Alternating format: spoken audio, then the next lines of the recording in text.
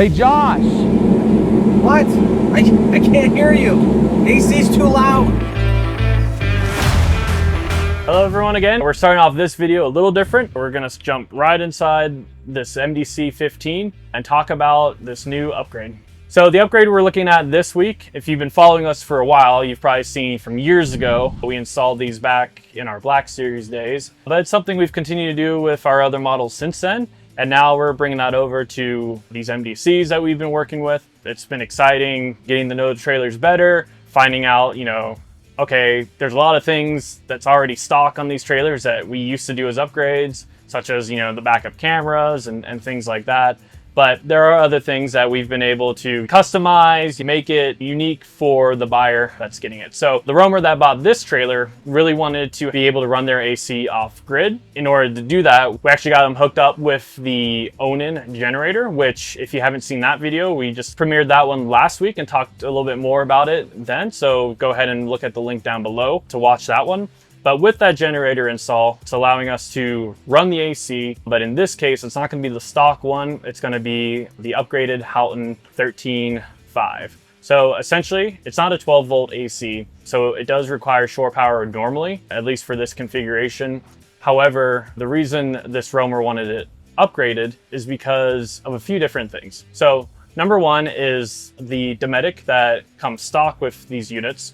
It does run about the same amount of power, does put out the same amount of BTUs, but when you're running it for a long period of time, it actually does tend to freeze up, which can be problematic for if you are connected to shore power, it's really hot out and you want to be constantly running it, then, if it freezes up and you can't use it anymore for an extended period of time, that's obviously problematic. For Houghton's, we've been doing this install, like I said, for years. And out of all of our roamers, we haven't heard anything about that happening to them. In addition to our tests, we've done this on a few of our own demo units that we've taken out and you've seen in other videos.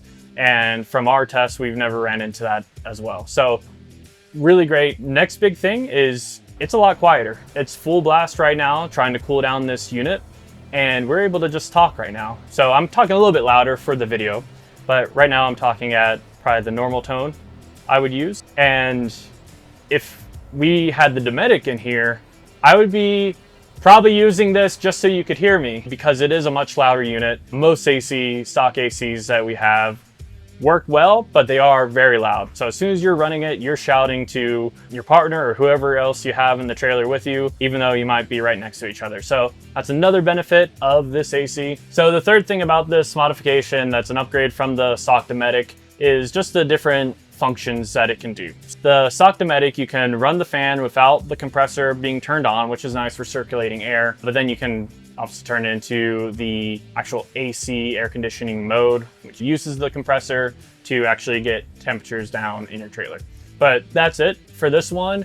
You can do that. There's also a built-in dehumidifier that you can use as well. If you are in a muggier climate and you want to, get some of that humidity out of the air, just make it more comfortable for yourself, you can do that. So a lot of people will use their air conditioner to just get a more comfortable temperature when they're getting ready for bed. However, a lot of the times when you're running it overnight, it gets too cold because you're probably running it full blast to get the temperature down.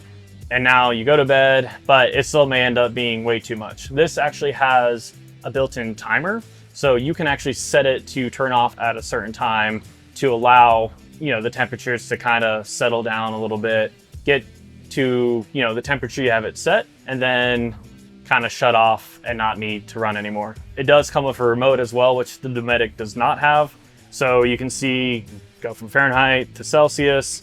You can lock in the mode that you're on, change between the different modes, adjust your temperature, and then change things such as your display. Here's the timer function, and then you can, set the time. As you can see, this does have a fan function as well, so you're not losing that by going to this from the Dometic. So ultimately what this Houghton is going to allow you to do is give you a bunch of different modes that you can use depending on your usage of it. It is going to be a little bit more efficient as far as the cooling of the space. It's going to be quieter so you can actually hear the people that you're camping with. And with this specific mod that we did for this roamer, you also got the generator, so now you're able to run it off grid no matter where you go. Otherwise, you can get your own generator. This does come with a soft start, which the Dometic does not have. And essentially what that means is you don't need as high of a wattage generator to be able to get it to start. You can actually settle for something around 2200 watts. That's typically what the Hondas are, the propane ones. By having either a portable generator that you're taking with you to be able to run the AC off-grid, or if you get the Onan installed as well, either way, it's using less power to get started, and then it's gonna kind of maintain once it's up and running. So less of a concern of tripping a breaker or anything like that.